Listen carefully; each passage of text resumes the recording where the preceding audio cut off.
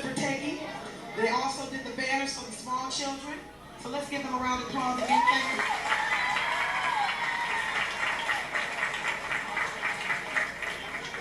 Again, Mr. Taylor, like, what can I say? He does everything for me.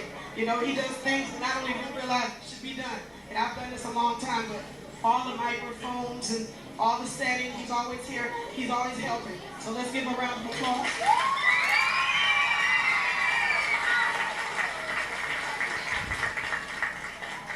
And our program coordinator, Mrs. Getz, as I said last year, I used to know her as a parent, now I know her as a colleague. She's wonderful, Mrs. Getz.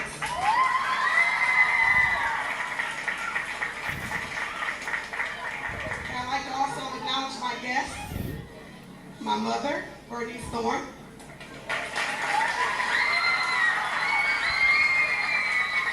My other mother, Shirley Rufus.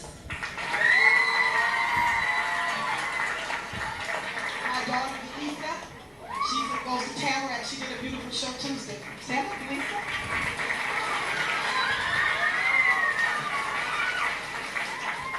And my 2-year-old son, hey, Donald. Him and Barney. Hey, I just want to say something about being a teacher, being an educator, what it's really all about. I always have a little story to tell all the time.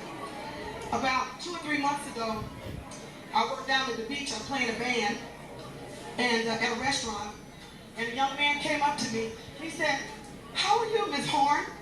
And I looked at him. My name used to be Thorne, so I knew he was talking to me. And I looked at the young man and I said, "I remember you." And he said, "You were my elementary music teacher." He said, "How you doing?" I said, "I'm fine." He said, "You played a band." We chit-chatted, and he was with some other young adults. They were going to clubbing, so they were standing there while he was talking to me. And they got a little impatient.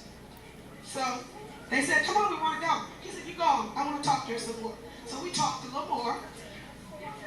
And it was just a pleasure to talk to him. He said, "You know, thank you for the time at Bramblewood. You made me feel real comfortable there." And he talked about Mrs. Geller. And he asked me about some of the other teachers. So, you know, it was a pleasant conversation. Until I said, "How old are you?" I thought he was going to say maybe 18, 19. He said, "I'm 25. I'll be 26 next